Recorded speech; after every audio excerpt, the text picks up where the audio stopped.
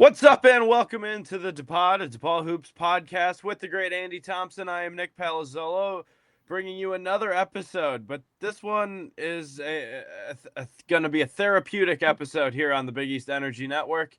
And, well, we played Buffalo, and it didn't go well. Let's talk about it next.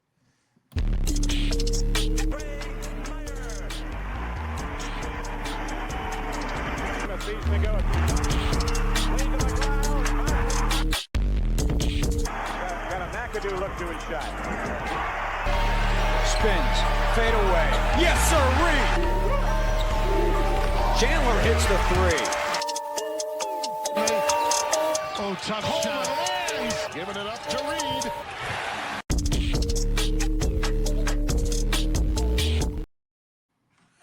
Well, Andy, there was a basketball game played on Tuesday night. But that's the kind of game that will not be looked at as one of the great statistical offensive performances. And I don't even know where to start offensively. It was bad. Like when you were having active conversations in the arena, like you and I were, about that 3-29 Tony Stubblefield team, something has gone wrong. Yeah, so the team was, I believe, 17 of 51 from the floor that night. They had 20 turnovers, and the lead for Buffalo was as much as, I believe, 35-12 in the middle of the first half, if I'm not mistaken. I don't have that directly in front of me, but it was an offensive performance, especially in the first half, that DePaul would like to forget, because at the half, they were 6 of 26 from the field, and the team they just look disjointed offensively. Now, the defense, again, to their credit, the defense has been there, and we'll get into more of the metrics there in a sec. But, you come off the second half against Stonehill where, you get a bit of a scare there, and then it felt like the wheels kind of fell off in the middle of the first half. And, like you kind of alluded to yesterday when we were just having an off-record conversation, like it felt like after a certain point in that first half, they really stopped. Once they found out in the first 8 minutes or so that Buffalo was going to take away the paint, they just decided to stop going in at all rather than trying to draw fouls. And we do have a few guys, despite the free throw percentage still, who are very capable of drawing fouls. They decided to just, keep the ball swinging around the top of the key, and either took a long time to get into their offense, or they just, I don't want to say settled, because a lot of the looks were still very good, which is frustrating. But they were, just kind of taking threes and not really trying to get inside and use the advantage they do have with their physicality. Yeah, and I think that in my 3 years of covering DePaul basketball, the final year of Tony Stubblefield, and then the 2 years of Chris Holtmann, I think Tuesday night was probably the most dejected I've seen Chris Holtmann after a game. And they've had some heartbreaking losses, like the Marquette game at home when you had it. That was one of them. Seton Hall on the road too last year. Seton Hall on the road. But just when Holt walked into that media room, he was just dejected. And you could just see it in his body language. He was angry, he was confused. The shock was still there. And I think what was interesting is that first half. Let's talk about the first half. 18 points in the first half, 6 points in the paint, 16 points in the paint all night, which is, again, this is not last year's DePaul team that was built on perimeter shooting. If this team is going to have any success, they need to be aggressive on the interior. And Buffalo, to their credit, did an excellent job of trapping the post, really locking down the paint, not allowing any paint movement, especially in that first 10 minutes. But once DePaul's offense just saw the paint touches weren't there, they just essentially swung it around the perimeter, took it all the way to the end of the shot clock, and put up an okay shot. It wasn't good shots early. Their offense was very stagnant. There wasn't motion. And Holtmann has talked about, they want to run like a motion type of offense. And that is just something that didn't really exist in the first half against Buffalo. And my biggest problem with how Tuesday night unfolded was they just stopped trying to get into the paint. When DePaul had success, they were still trying to be aggressive. In the second half, it was much better. Because, they had cutters through the paint, right? Just trying to move Buffalo's defenders in their zone off their spots a bit. But that was probably as more of a concern than the loss itself, was just the lack of aggressiveness in that first half. No, I 100% agree. And I think one of the things that kind of underscores the increase in aggressiveness you saw in the second half was that in the first half, you only had NJ Benson with 3 points and 2 rebounds, and he was only able to get 3 shots off. By contrast, you had Banks took 4 shots, Gunn took 6, and Blocker took 5. And between the two of them, when they took 15 shots, they were 2 of 15 in that first half. Right now, I think, as evidenced by the fact that Benson had 8 points and 6 rebounds in his second half run, which does apparently include a wrist injury that we found out about post-game. And it sounds like he's going to play through that based on what Chris Holtmann said today. It's going to be about 2 weeks, so I'd project probably by the time he's down in Destin, he'll be 100%. He's going to play through it, but he's not going to be 100% for the next couple of weeks. But right now, I think the 2 best players for DePaul are NJ Benson, and the second best player is whoever can get the ball to him in the post. Because if you want this team to be able to get into their offense where they can afford to take some threes and then have more spacing inside to be able to get the ball inside, you've got to be able to establish the post early. Whether that's NJ, whether that's Caleb Banks coming out of his shell a little bit, which it sounds like, they expect him to do these next 2 games. Like, they're going to be looking for a lot more out of Caleb these next few weeks. But you've got to be able to establish the post inside so that you can spread the offense out a lot more and have more of those kick-out threes, like the one that RJ was able to make at some point during the game. Yeah, and I think just offensively, they had some open looks that they just missed. I think that is just kind of that carried over from the Stonehill game a little bit. 100%. But it's interesting that just especially in the first half, and I mentioned it earlier, and I don't necessarily want to beat a dead horse, but again, the lack of movement and the stagnation with the offense was really, really concerning. Because I think at points last year, we saw it a little bit, but nothing to the extent we saw Tuesday night. And I thought defensively, again, Chris Holtmann said it today. He said it after the game. He didn't think their on-ball defense was good last night, especially in the first half. I think, yes, like, again, he knows more basketball than I will ever know. That's just a fact. But, like, when I rewatched the game Wednesday, I didn't have a huge problem with the defense. Again, are there possessions you're going to want back? Absolutely. There always are. There always are. Well, that's my point. I was like, but Buffalo, they just made tough shots. Like, there were a lot of tough shots that Buffalo just made. And you kind of saw them regress back to the mean in the second half with those tough shots not really falling. But I think on the other side of that, if you're DePaul, when are they going to get a tough shot to fall? It feels like every, driving layup that they took was left short or it was too strong. Like, they couldn't find the right balance. But the aggressiveness in the second half was much, much better. And again, it kind of felt like the Stonehill game in a sense that they wanted somebody to just take over the game. Give me the ball. Stonehill was CJ Gunn. But that just really never came Tuesday night. No, it never felt like there was somebody who was able to get into the flow of the offense. But you talked about how the defenses look good despite, the offense having some struggles. And I went back and I pulled some stats for that. And DePaul's offense this year is scoring the least amount of points it has since 2018-19. So this year it's averaging 72.3 points per game in its opening 3 games. In the 2018-19 season, it averaged 70.7 points per game through its first 3 games. And unfortunately, even, you referenced the Tony Stubblefield season from 2 years ago. Even in those opening 3 games, they managed to average 73 points per game. So and they lost back-to-back home games against Purdue, Fort Wayne, and Long Beach State. So at that point, you're splitting hairs there. And once again, I'm not comparing this team to that team because this team's fate is not going to be that team's fate. And you and I both believe that. I want to be clear for as much as we're talking about the struggles this team is having, they're having struggles right now under a coach who knows what he's doing, under a staff who know what they're doing. They're going to figure this out. It's just a question of how long and by what point in the season will we be at. That's kind of what we're wondering. But I do want to underscore, if you want to get an idea of how the offense is performing right now, it is slightly less able to get scoring off than that team from 2 years ago.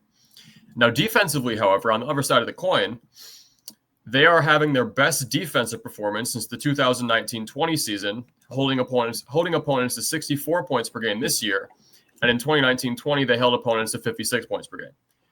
So the defense is very clearly there this year, where like in previous seasons, you'd have by game opponents getting up to 70, 75, and the team would be scoring 90, 95 themselves. Like the offense and defense, like the split there would still be fine in terms of the margin of victory. But Right. defensively, you are doing a good job of holding teams to low scoring. Like in the second half against Buffalo, if you go to Buffalo's box score real quick, in the second half, Buffalo only shot 7 of 27 from the floor. Like DePaul was able to really ratchet up their defensive intensity. It was just by that point, they dug themselves such an offensive hole. I mean, you dug yourself an 18-point hole at half and 21 overall. Like Chris Holtmann even mentioned, he's like, once you do that, you're just asking for trouble. Yeah, no, 100%. That's just what I was going to get to. It's just like, you're digging yourself such a hole that even if the defense is able to hold Buffalo to just under 25%, which they did in that second half, by that point, you're so far behind that the second Buffalo hits even like 2-3 shots in a row, then, you're going to be right back where you started, where it's going to be a 7-8 point deficit, and all the work you just did is going to be undone right away because you just don't have the cushion of even a 10-point deficit that you'd otherwise like to have. Yeah, let's go ahead and talk about the rotations a little bit because those were really interesting. Tuesday night at 12 players saw minutes. 12 players went to the table and checked in, but Ilya Miljasevic 40 seconds, Kaman Maker just under 2 minutes, Fabian Flores about 3.5 minutes. So you really trim that down. It's about 9 true rotational pieces. But what's really fascinating to me is that when your offense was struggling as it was, I understand that just given this game, Miljasevic is the best shooter on this team, but defensively kind of a liability. He's that bench spark 3-point, perimeter shooter, but defensively a lot of work to do. His offense is all the way up here, defense all the way down here. And I thought it was interesting, like even just looking for a spark, Holtmann didn't go there early. Because, again, when you're not making shots, again, it doesn't matter how many you give up if you can't score. And I thought that was interesting. I thought Kaman only playing 2 minutes was interesting. Fabian getting more run than Kaman, I didn't have on my bingo card. Jeremy Lorenz, 12 minutes.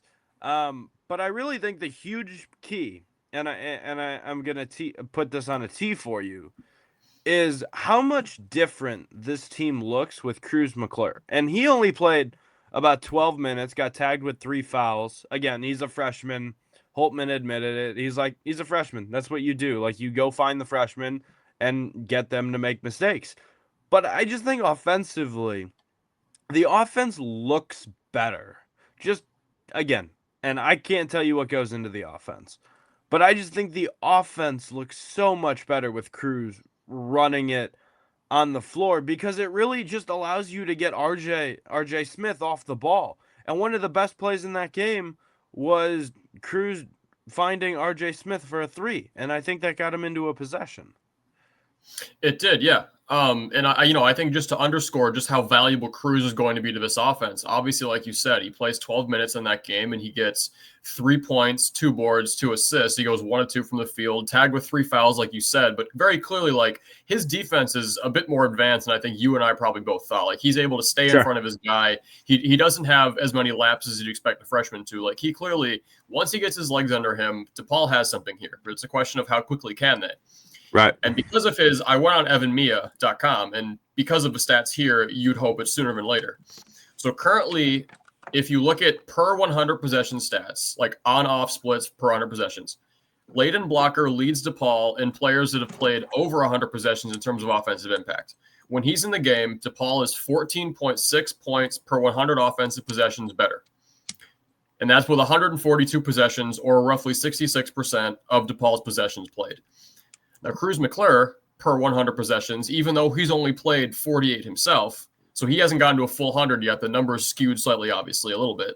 But Sure. in those 48 possessions he's appeared, DePaul is the equivalent of 35.3 points per 100 possessions on offense better when Kruz is on the floor than off. So what does that tell you? Even once that regresses to the mean a little bit, as it surely due to once he plays 52 more possessions to qualify for the number to be correct, when he's running the offense behind Layden Blocker, who had some struggles we can get into in a little bit if you like, but still he's working into being the point guard role after Holtman acknowledged today he's been a combo guard most of his life. Right. But when Kruz is running the backup point, I love that you highlighted that three-pointer by RJ because that's the exact kind of thing we need to free him up to do. He was a 38.6% shooter last year, and 100% of his shots that he made from perimeter were assisted. He was not able to create for himself. Colorado didn't have the best spacing last year, which didn't help.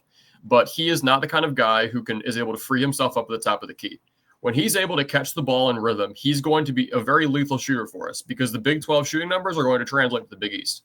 Just real quick on RJ. How many threes do you think RJ has taken this year? Just attempts. Are you asking me a question or do you know? Yeah. No, I have it in front of you. I want you to guess. I'm going to say 5. He's taken 8 in 3 games. Okay. That number has to be a lot higher if you want any chance of succeeding in the Big East. But continue.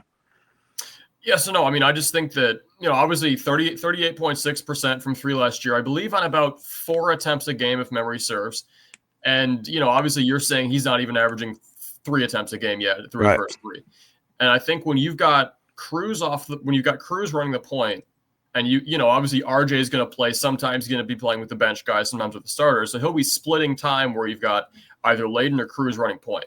Mm-hmm. And the unfortunate thing with that is the lower body injury suffered to Kruz, as we talked about, last episode. We don't have to dig too deep back into that, but sure, the timing of that just combined with these offensive struggles is just a perfect storm of you're not going to be optimizing this offense because the staff knows that, Kruz being a backup point is where this team should be. And that's evidenced by the fact that for a majority of those 12 minutes, we saw him with the ball in his hands. And for the most part, he was doing very good things with it. But right now, he just isn't able to be on the floor for long enough. And Layden can't keep himself on the floor because, unfortunately, he fouled out of this game. And that's everything we haven't talked about yet, is that you just don't have the right pieces on the floor all at the right time to free up RJ to be, I believe he can be one of the best shooters in the Big East. We just don't have the body of work yet that shows that to everybody outside of ourselves. Yeah, and let's talk about Layden Blocker a little bit because both games, Stonehill and Buffalo, I've kind of turned to the person sitting next to me at the media table and was like, where is Layden Blocker? And again, he's been on the floor. He's made some plays. He has 9 assists in 2 games. He hasn't had a game with less than 4 assists. But he's 2 of 15 in his last 2 games. He is just the last 2 games. Again, and I think Stonehill did a good job of really neutralizing him a little bit. But I think if this DePaul team wants to have success, these 2 games of 4 points need to be one-offs. This can't be what Layden Blocker is. We need more of Chicago State Layden. 5 of 10. I understand probably not going to shoot 50% the rest of the year. But 16 points, 4 assists, right? Going to the line 5-6 times. You just need him to make plays. Because, frankly, if he doesn't, you're just putting more pressure on everybody else to make plays for especially the amount of run he gets in the rotations. Yeah, no, I 100% agree there. And I think the one thing that I like that you pointed out is when he got to the line in the Chicago State game, he was 100% of the line. But as a team, the free throw shooting again, they were 10 of 20 in this game from the line. And I just want to, awkward pivot there, but I just want to talk about that before we, move on from this game. The team wants to move on. We want to move on. But the other thing I want to talk about is the free throw shooting is something that, and you even, talked about this with Holtman on Tuesday night, it gets to a point where it's what are you able to do about what can you do? Yeah. Shooting more of them is the obvious answer. But when I asked Holtman that, I kind of expected him to kind of snap at me. And that's why I prefaced it the way I did. I was like, Chris, I'm going to preface this with the risk of asking a dumb question because I know objectively it sounds dumb. And I was like, is the only way to get better at free throws is it to shoot more of them. Because, again, they shot 10 of 20 from the charity stripe Tuesday night against Buffalo. And, again, if you just look at this team, they're 61% from the free throw line. That's 324th in the country. That's a bottom 50 team in the country just in terms of free throws attempted and their percentage. It's one of the most frustrating things. And I think Holtman made it a point. He's like, we have to get our better free throw shooters to the line. Who is that? Layden Blocker. CJ Gunn. Those are two, right off the top of my head. Layden Blocker had 3 free throw attempts and CJ had 4. You had 7. 7 of your 20 cannot come from those two guys. They need at least half. Because those are arguably your 2 best free throw shooters. And again, I understand that there are other factors going on. Blocker sat a decent amount of the game just because of the foul trouble he got in. But I think at some point, let's just figure it out. At some point, and Holtman was pissed. When you end your answer with an "I don't want to talk about it," he's worried that he's gonna say something that's gonna get him in trouble that he can't take back because it just is so frustrating for him, and that was so evident Tuesday night. Yeah, 100%. And I kind of, as you alluded to in the opener, I think a therapy session's over here. We can move on from this game. The team wants to move on. Sit on the couch. Sit on the couch. Here's sure. a talking pillow. Any way you're comfortable. And Holtman even said today, he's like, because I asked him at the media availability, which was in person today, so I know you couldn't be there, but because of where I work, I was able to go. And he even said, he was like, yeah, the mood at practice the past few days has been good, really good. The team is eager to move on from this. They have been putting the work in to be better for tomorrow night or for tonight, and that'll be hopefully on display. But, the reason I wanted to pivot after the free throw shooting Northwestern is because, the one saving grace for DePaul tomorrow night is that, it's still by a significant enough margin that it could, in theory, win you a close game. But Northwestern's free throw shooting has also not been brilliant. Through 3 games, Northwestern is shooting 69.9%, good for 205th in the country out of, as you mentioned, 365 Division I teams. Now, DePaul is 324th, and that isn't a margin that Northwestern is obviously that much worse in. But, it underscores, tomorrow this team, I don't want to say is playing with house money from the line at all, because that is very much not true. But you aren't going up against a team that's shooting 80, 85% from the line, where it's if you, happen to foul one of their players, which this team sometimes has a habit of getting into foul trouble, mostly at the guard spot, it's not going to be an automatic free throw the way it is. So this team can relax a bit more from the line, knowing that, they can ease themselves in is entirely the wrong word, but you know what I'm trying to get at, right? Where it's this team isn't going to have such a bad free throw disparity as they have in other games where Northwestern's still a work in progress from the line, just not as much of one as we are. Yeah, let's go ahead and talk about this Northwestern game as we transition here. Northwestern makes the 14-mile bus ride from Evanston, which is not Chicago. I just want to make that abundantly clear. This is not a Chicago city rivalry. They do not play in the same city. Okay, now that I got that off my chest. But here's something that's really interesting. And again, some people follow betting lines. Some people recreationally sports bet. Some people don't. I follow the number because it's interesting to me. So this line opened at Northwestern minus 6.5. So Northwestern 6.5 point favorites.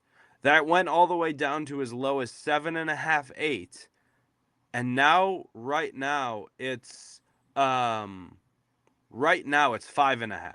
So this is really interesting to me because after the game, you are looking and it's what Tuesday night showed you that this is going to be within a 2-possession game? Because it's nothing. Northwestern's metrics show that they should blow this team out of the water, yet the line, it's just interesting to me. And I think that makes it for an even fascinating game because, again, Vegas knows best. But, Andy, where do you want to start with this Northwestern game? I think I want to start at the top. Both in terms of their returning core and also in terms of their scoring. Chris Holtmann last year, to his credit, was right in one area that none of the NBA mock draft analysts were, and that was the fact that Brooks Barnhizer is an NBA player, not an undrafted free agent, not somebody who's going to go to the G League and work their way into the league after a few years. Like he ended up being picked mid-second round by the Thunder. Nobody saw that coming. Obviously, there were more people than just him, but one of the few people who did was Chris Holtmann. He believes that Northwestern has another NBA player in Nick Martinelli, who currently is averaging 19.3 points per game and 7 rebounds per game in his first 3 games of the year. And in the media availability today, rather than just look up stats on him and talk about his numbers that way, I'd rather play what Chris Holtmann had to say about him, because I thought it was pretty fascinating what he had to say about Nick as a player. Yeah, it's interesting. They had basically 2 first-team All-League guys last year, right? And one of them's in the NBA with the Thunder now, and we knew that when we played him. We said, hey, he's an NBA player. I think Martinelli is as well. He's just got such a unique blend of size and skill and physicality. He's a terrific offensive player. He's got a terrific motor. He's one of the stronger kids we'll play. Highly competitive, good IQ. Chris and the staff do a great job putting him in difficult spots. And his touch, he's grown as a three-point shooter, but his touch, his ability to make shots, floaters, and shots at all different spots is really good. And I think that's what they have fed off the last couple of years, is these mismatch challenges that you're faced with when you're defending them. Is how do you defend guys like that? And he's as much of a mismatch issue as anybody in the country. I think one of the main reasons that he can kind of say that is obviously he's only taken 6 threes this year, but 5 of them have gone in.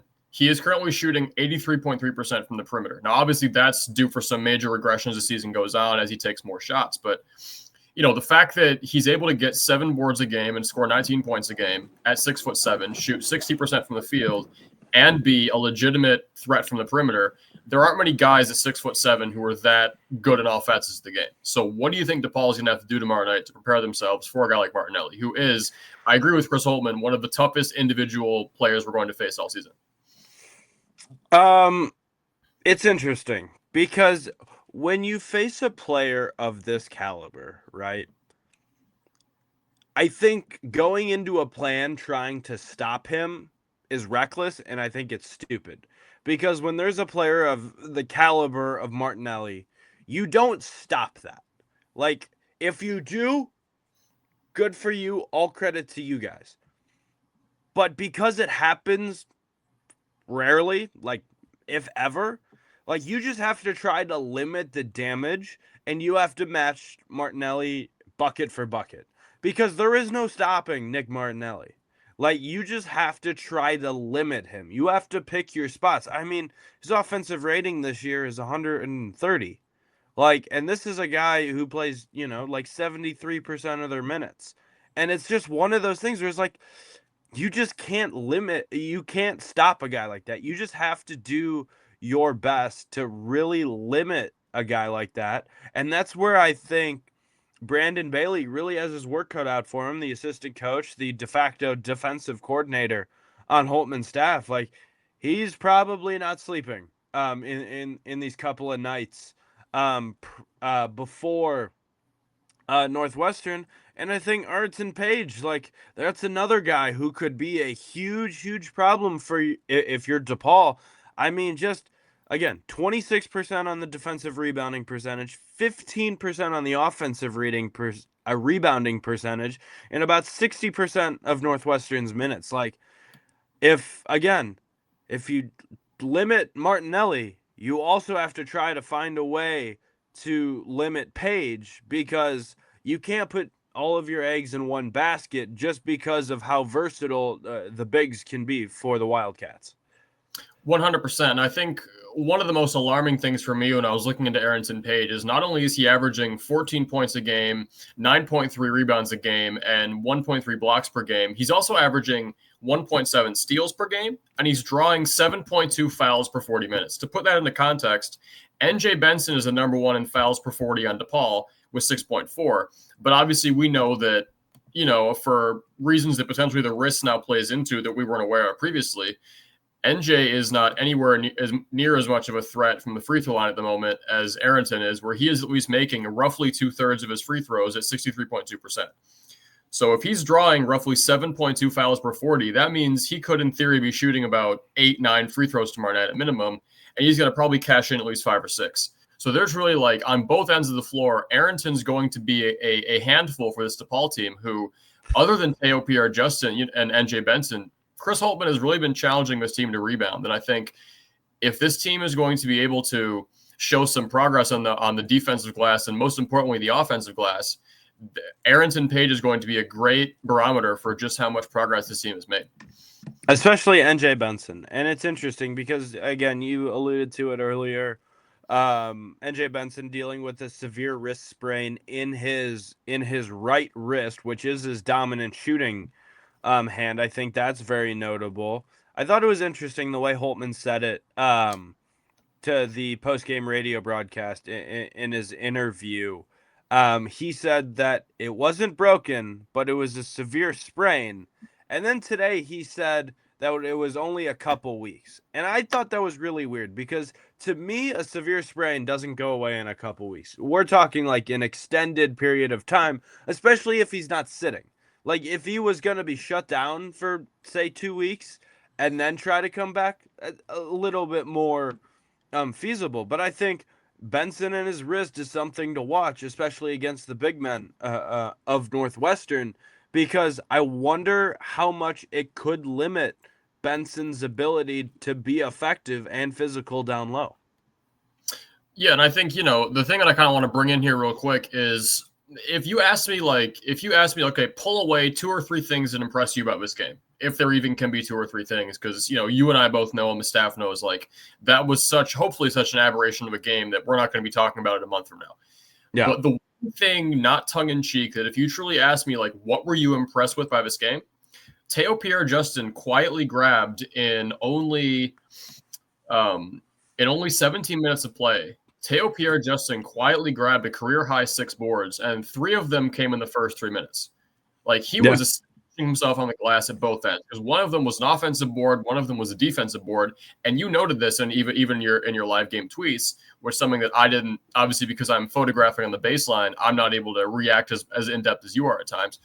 But it was just refreshing to see him, how far along he's come on the glass, where he is as much of a ball hawk on the glass outside of NJ Benson as we have. And as Caleb Banks kind of hopefully continues to work himself into the offense and the defense and get more confident on the glass, build up some more macho to be able to get up and grab those boards. It's good to see Teo really searching for them on a team that needs somebody besides NJ to be controlling the glass right now. Yeah, Teo Pierre-Justin, 20% on the defensive rebounding percentage, 11% on the offensive rebound percentage, in about 31% of DePaul's minutes. But what is really interesting to me with Teo, and he doesn't have a lot of shots that is going to qualify him, 50% from 2, 80% from 3. He's 4 of 5 from downtown. And I think that is going to be a big key factor because I think if you're DePaul, I think last year they got themselves in trouble early, but they could find a way to shoot themselves out of it. This year, I don't necessarily know if that is possible, just given the diverse makeup of that team.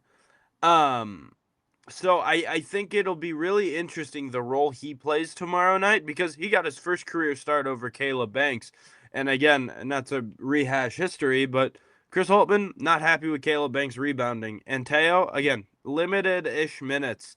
But again, it was impressive in the minutes he did play. No, 100%. And I think you just highlighted he's 4 of 5 from deep right now. Now, as I talked about with Martinelli, both his numbers and also Teo's numbers, as the season goes on, you won't see 80s. In fact, you won't even see above 50. Like, the shots are going to get to a point where... You want to know what's wild? He was 4 of 17 all of last year. In 17 games. Through 3 games, he has already matched his 3-point total. Yeah. No, that's just astounding. And I think honestly, if I'm being completely honest with you, I think Teo is one of the biggest keys for this game tomorrow because that 8-0 flurry he had going into the half against Chicago State was a game where it really, like, after the exhibitions kind of gave us a glimpse of what he could be. Like somebody who's legitimately 6'10" with that kind of shooting ability, who's able to be physical on the glass and occasionally, alter some shots.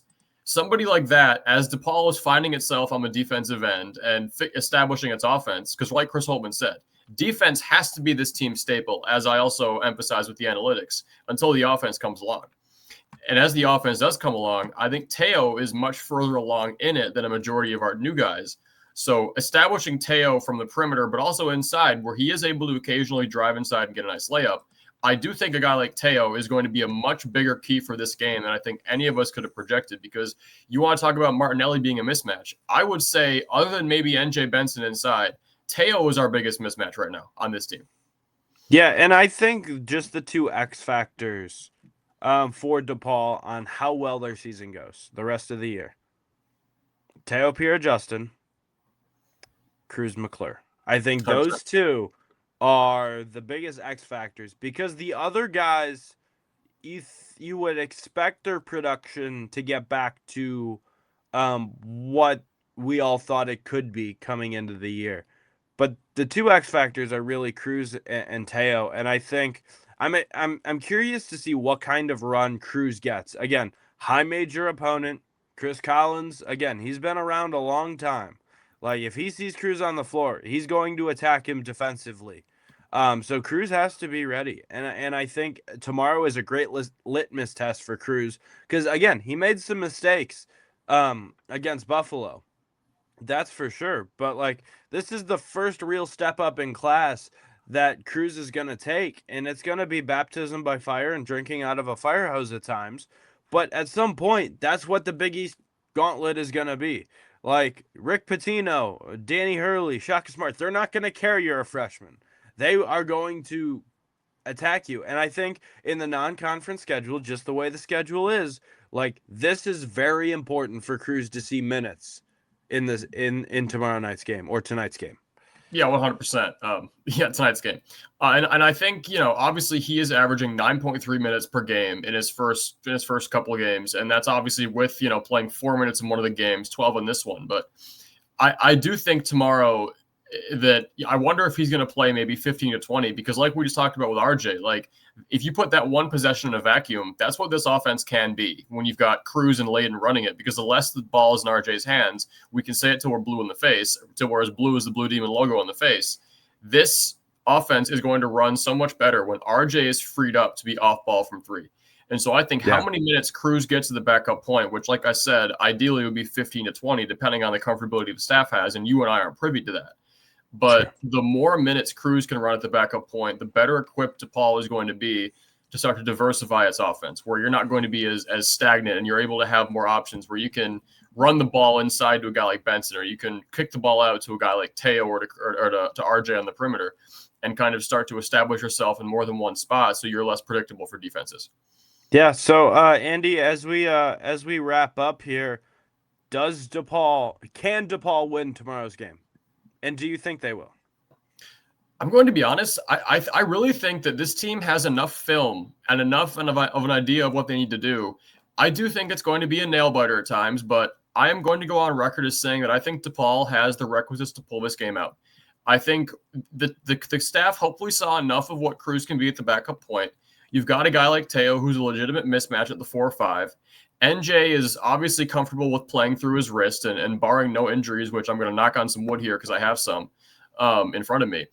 If this team is able to keep the defensive identity together that they've clearly shown through the first 3 games, because the defense is as good as it's been in at least 5 seasons, if the defense can stay together and the offense can establish the post early enough and kind of diversify their looks a bit more and also take more in rhythm shots, I do think there is a chance this team can pull it out tomorrow night, despite the offensive struggles we've seen in the past 3 halves, really. Yeah, I think how do I say that? I think tomorrow night or tonight is going to have great energy in Wintrust Arena. I think this is the first game of the year where the crowd can really make a difference, and I think that DePaul will pull it out late. I think they'll come out early and punch Northwestern early. They'll claw back, but I think DePaul will finally get there late, just kind of showing the fruit of their labor, especially, again, those film sessions and those practices. Again, have been long.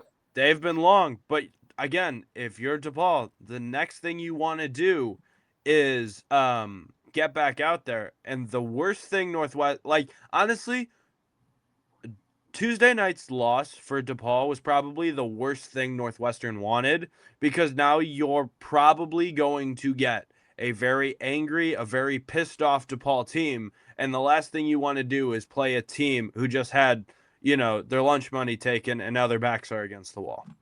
Yeah, and I think I am going to bring in real quick as we wrap up. I do want to kind of bring in where I think the exhibitions were useful in this way. And this is why you play a game like that. You're not worried about the box score. DePaul is 2-0 in exhibitions. Okay, great. But in the Loyola game, you were down 11. You rallied to come back, send the game to overtime. You win by 2. In the Notre Dame game, you get out to a 14-2 lead. You're up by 6 at the half. Notre Dame makes a few runs in the middle of a second.